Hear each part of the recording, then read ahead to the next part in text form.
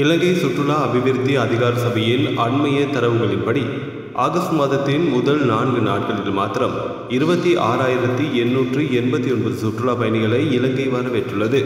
August மாதத்தின் முதல் 4 நாட்களில் 3,922 இந்திய சுற்றுலா பயணிகள் இலங்கைக்கு வருகை தந்துள்ளதுடன் முதலிடத்தை பிடித்துள்ளனர். அத்துடன் 3,350 சுற்றுலா பயணிகளின் வருகையுடன் ஐக்கிய ராஜ்யம் 2வது இடத்தை பிடித்துள்ளது. சீனா, பிரான்ஸ், ஜெர்மனி, இத்தாலி மற்றும் நெதர்லாந்து ஆகிய நாடுகளிலிருந்தும் கணிசமான எண்ணிக்கையிலான சுற்றுலா பயணிகளின் வருகை பதிவாகியுள்ளது.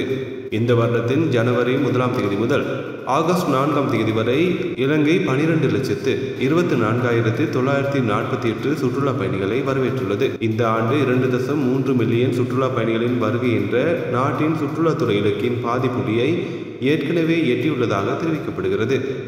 உலக நடப்புகளை உடனுக்குடன் அறிந்திட News 21 தமிழோடு இணைந்திருங்கள்.